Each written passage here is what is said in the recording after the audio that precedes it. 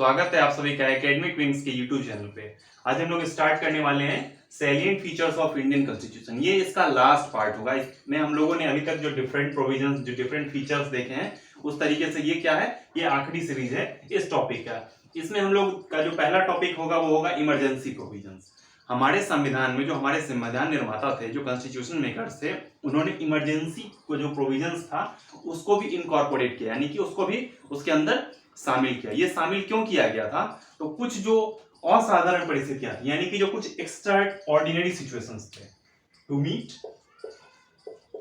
Meet some extraordinary situation.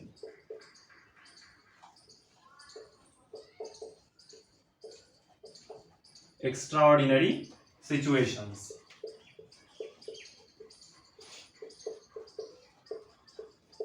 जो कुछ असाधारण परिस्थितियां थी, जो एक्स्ट्रा ऑर्डिनरी सिचुएशंस के बारे में बात की जा रही है, इससे निपटने के लिए, इसका जो ये सॉल्यूशन ढूंढने के लिए ये कुछ इमरजेंसी प्रोविजन हमारे संविधान में शामिल किया गया था। तीन तरीके के जो हमारे यहाँ जो इमरजेंसी प्रोविजन है, जो आपातकाल का जो हमारे यहाँ जो प्रोविजन है, वो तीन तरीके का है। उस तीनों तरीकों को हम लोगों को यहाँ पर समझना। अगर हम लोग उसको यहाँ पर देखें तो ये तीन तरीके के हमारे यहाँ क्या है, प्रोविजन है आपातकाल के। सबसे पहला क्या हो जाता है? सबसे पहला हो जाता है हमारा जो नेशनल इमरजेंसी, यानी कि राष्ट्रीय आपातकाल।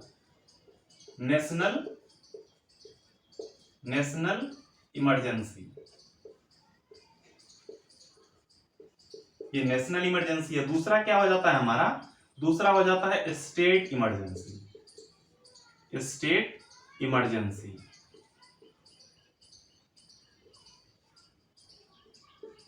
और थर्ड क्या हो जाता है? थर्ड है हमारा फाइनेंशियल इमरजेंसी। फाइनेंशियल इमरजेंसी है।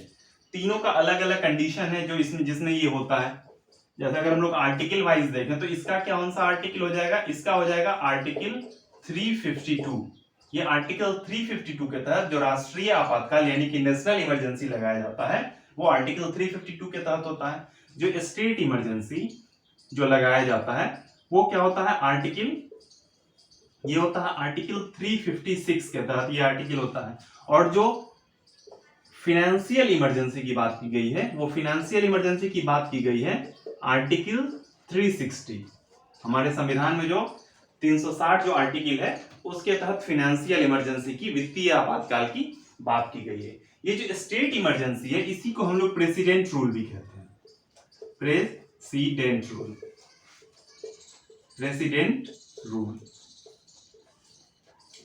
रूल जो है वो स्टेट इमरजेंसी। इसके तहत क्या होता है कि जो कॉन्स्टिट्यूशनल मशीनरी का जो फेल्योर होता है, यानी कि अगर राज्य में कोई चुनी हुई सरकार है, वो अगर कॉन्स्टिट्यूशन के प्रोविजन के हिसाब से उसके अकॉर्डिंग अगर वर्किंग नहीं कर पा रही है, तो उसको हम लोग किस में रखेंगे? वो प्रेसिडेंट रूल के कैटेगरी में आ जाएगा। यानी कि उस जगह पर जो राज्यपाल जो होते हैं, उस राज्यपाल की सिफारिश पर राष्ट्रपति के द्वारा प्रेसिडेंट रूल लगाया जाता है। प्रेसिडेंट रूल कहने का क्या मतलब है? कि राष्ट्रपति शासन लगाया जाता है।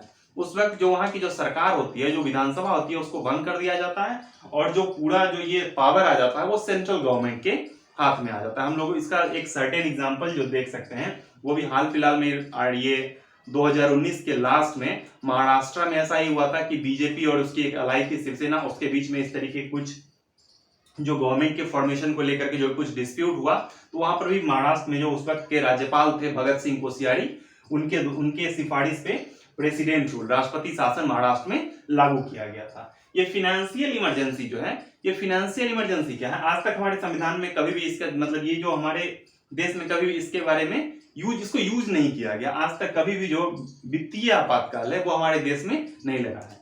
ये कब लगता है? जो फिनेंशियल इनस्टेबिलिटी का सिचुएशन होता है। फाइनेंशियल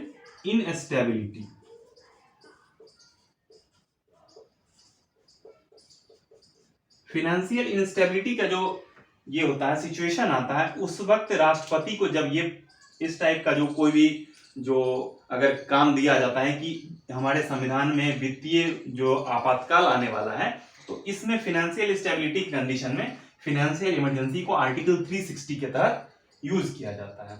तो हम लोगों ने स्टेट इमरजेंसी को देखा, फाइनेंशियल इमरजेंसी को देखा। ये पूछा जाता है, ये कभी नहीं लगाया गया आज तक, ये आर्टिकल 360 का यूज कभी नहीं हुआ हमारे समाज में। ये तो बार बार होते रहता है, कई बार हुआ है, और हाल फिलहाल का भी एक एग्जाम्पल के तहत हम लोगों ने इसको समझा। अब ये जो आया हमारा नेशनल इमरजेंसी, नेशनल इमरजेंसी क्या है, इसमें 3 कंडीशन होते हैं। या फिर अगर युद्ध का सिचुएशन हो, वार का सिचुएशन हो, या फिर एक्सटर्नल अगर एग्रेशन हो,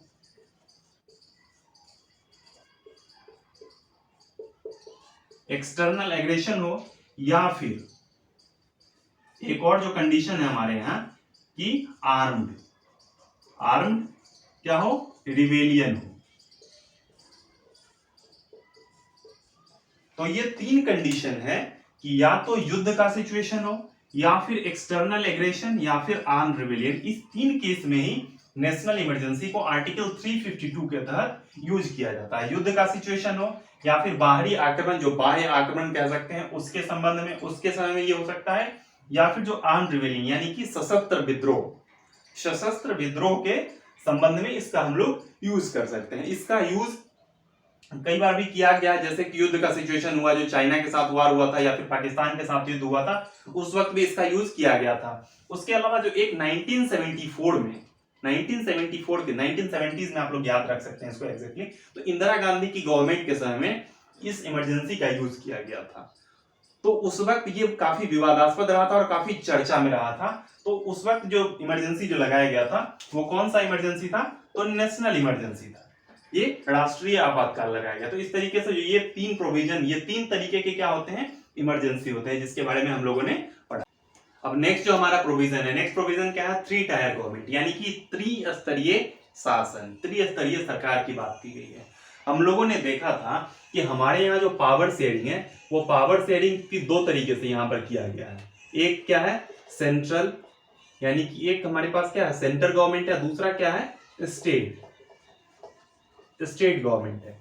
2 स्तरीय शासन व्यवस्था, दुनिया की जितनी भी डेमोक्रेसी है, जो भी डेवलप्ड डेमोक्रेसीज है, सब जगह लगभग यही व्यवस्था, 2 स्तरीय शासन व्यवस्था। इसको हम लोग एक और नाम से जानते हैं, इसको हम लोग वर्टिकल डिवीजन ऑफ पावर भी कह सकते हैं, क्योंकि वर्टिकल क्या है हमारा, कि इस तरीके से अगर कोई चीज है जो अपसाइड डाउन है, इसको हम लोग वर्टिकल पोजीशन कहते हैं। और जो इस टाइप से, जैसे ये अगर बोर्ड है, तो बोर्ड का ये जो सिरा है, जिसको हम लोग ऐसे कह रहे हैं, ये क्या है, वर्टिकल साइड है। और जो इस तरीके से जो किया गया था, ये क्या है, हॉरिजॉन्टल होता है। तो ये सेंट्रल, स्टेट, और इससे नीचे अगर डिवीजन होगा, तो इस टाइप से जो डिवीजन होता है वो क्या होता है, वर्टिकल डिवीजन ऑफ पावर। तो 2 लेवल पे, यानी कि डुअल गवर्नमेंट, डुअल पॉलिटी की व्यवस्था यहाँ पर की गई है, सेंट्रल और स्टेट लेवल पे। लेकिन हमारे संविधान में, हमारे जो कॉन्स्टिट्यूशन मेकर्स थे, उन्होंने स्टार्टिंग में तो नहीं, लेकिन बाद में जैसे जैसे जरूरत लगी, उस हिसाब से एक तीसरा टायर भी यहाँ पर जोड़ दिया गया, जिसको हम लोग क्या कहते हैं, जिसको हम लोग जानते हैं लोकल। किस नाम से जानते हैं, तो लोकल गवर्नमेंट। हम लोग इसको लोकल गवर्नमेंट के नाम से जानते हैं, यानी कि जो लोकल लेवल पे, जो कि ग्राउंड लेवल पे जो सरकार बनेगी, उसके बारे में हम लोग बात करते हैं। ये 3 टायर गवर्नमेंट। अभी ये स्टार्टिंग से ही नहीं था कि ऐसा ही था। इसके बारे में अगर हम लोग फर्स्ट अटेम्प्ट देखें, पहला अगर इसके बारे में प्रयास किया गया था, तो हम लोगों को एक डेट याद होना चाहिए। वो डेट कौन सा होगा, तो 2 अक्टूबर 1959, 2 अक्टूबर 1959 को।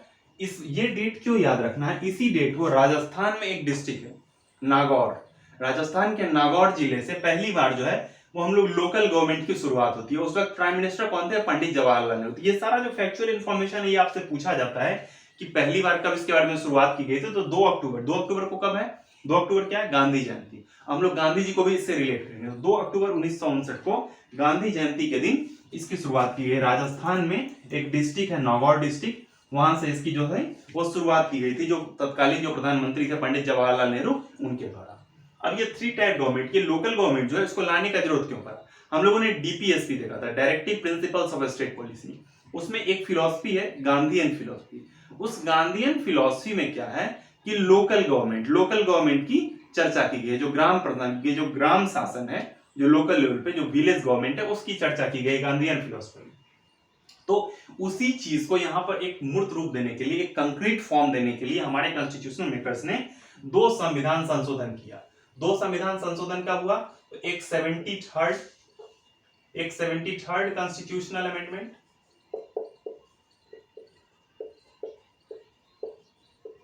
एक 73rd कॉन्स्टिट्यूशनल अमेंडमेंट हुआ, और एक दूसरा क्या हुआ? 74th कॉन्स्टिट्यूशनल अमेंडमेंट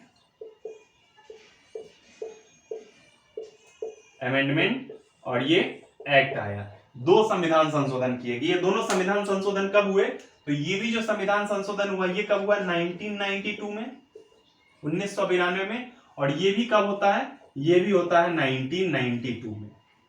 उस वक्त पीवी नरसिम्हा राव जो थे वो प्राइम मिनिस्टर थे, उनके समय में ये होता है। अब ये 73वां संविधान संशोधन जो था, इसके तहत क्या हुआ? लोकल गवर्नमेंट की तो बात की गई, लोकल गवर्नमेंट की तो हम लोग यहाँ से देख लिया, लेकिन लोकल में भी क्या? तो लोकल रूरल गवर्नमेंट। और ये क्या है? लोकल, इसमें किस चीज की चर्चा की गई? लोकल अर्बन गवर्नमेंट, यानी कि इसमें जो व्यवस्था की गई थी वो हम लोगों ने रूरल यानी कि ग्रामीण, और इसमें जो व्यवस्था की गई थी वो अर्बन यानी कि शहरी निकाय की बात की गई थी। इसमें जो बात होगी वो पंचायत की बात होगी, और इसके तहत जो बात होगी वो म्युनिसिपैलिटीज, वो पॉपुलेशन के आधार पे आगे बढ़ते जाता है, म्युनिसिपल कॉर्पोरेशन हो गया, इन सब चीजों में। तो लोकल रूरल गवर्नमेंट और लोकल अर्बन गवर्नमेंट, ये 74th अमेंडमेंट के तहत आता है, ये 73rd अमेंडमेंट के तहत आता है। ईयर जो था वो दोनों का 1992 ही था। इस तरीके से इसके लिए भी एक प्रोविजन लाया गया। ये जो आया वो हमारे कॉन्स्टिट्यूशन के किस पार्ट में आया? तो एक नया पार्ट ऐड किया गया हमारे कॉन्स्टिट्यूशन में। पार्ट कौन सा था? तो 9, पार्ट 9 ऐड किया गया। इसके लिए जो पार्ट ऐड किया गया वो पार्ट कौन सा था? तो पार्ट था वो 9A। इसके लिए जो पार्ट ऐड किया गया वो कौन सा पार्ट था? Part 9A। और इसके लिए जो पार्ट ऐड किया गया वो पार्ट कौन था? पार्ट 9। तो इस तरीके से हम लोगों ने देखा पार्ट, शेड्यूल, जो आर्टिकल्स है, ये सब के बारे में हम लोग आगे पढ़ेंगे। तो पार्ट 9 था और ये पार्ट 9A के तहत ऐड हुआ। उसके अलावा एक और चीज आया, हम लोग शेड्यूल की बात अब देख लेते हैं। ये जो शेड्यूल भी एक ऐड किया हुआ है, शेड्यूल किस शेड्यूल के तहत आया? ये शेड्यूल 11 था, 11th शेड्यूल। हम लोग 11th शेड्यूल के तहत जो हमारा पंचायती राज, जो 73rd कॉन्स्टिट्यूशनल के अमेंडमेंट एक्ट के तहत रूरल गवर्नमेंट जो आया वो शेड्यूल 11th शेड्यूल के तहत आया। अगर हम लोग अर्बन की बात करें तो ये किस शेड्यूल के तहत आया? ये जो हमारा आया, ये शेड्यूल आया हमारा 12th, जो 12वां जो अनुसूची है, 12th शेड्यूल, इसके तहत ये क्या आया? हमारा अर्बन गवर्नमेंट यानी कि म्युनिसिपैलिटीज की चर्चा की गई। तो ये शेड्यूल 11th था और ये क्या है? शेड्यूल 12th है। तो इस तरीके से हम लोग ये कह सकते हैं कि ये लोकल गवर्नमेंट का जो कंसेप्ट है, जो कि रूरल लेवल पे जो सरकार बन रही है, म्युनिसिपैलिटीज की जो सरकार बन रही है, ये दुनिया के किसी भी संविधान में नहीं है। ये सिर्फ और सिर्फ इंडिया के संविधान में हमारे यहाँ के जो नेता थे, हमारे जो राजनेता थे, उन्होंने जरूरत को समझा और देखा कि जो लोकल लेवल पे जो लोगों की समस्याएं हैं उसको सॉल्व करने के लिए हमारे बीच से ही कोई जो वहां का लोकल व्यक्ति होगा वो इसको ज्यादा बेहतर तरीके से इन समस्याओं को पहचानता है, तो वो इसको ज्यादा बेटर तरीके से क्या कर पाएगा? हैंडल कर पाएगा। इस तरीके से 73वां संविधान संशोधन और 74वां संविधान संशोधन के तहत 1992 में लोकल रूरल और लोकल अर्बन गवर्नमेंट की चर्चा की गई है। तो ये सारा जो प्रोविजन था ये 3 टायर गवर्नमेंट यानी कि त्रिस्तरीय शासन व्यवस्था के तहत ये हुआ। तो इस तरीके से हम लोगों ने salient features of Indian constitution जो हमारा जो चैप्टर था उसको समाप्त किया। Thank you.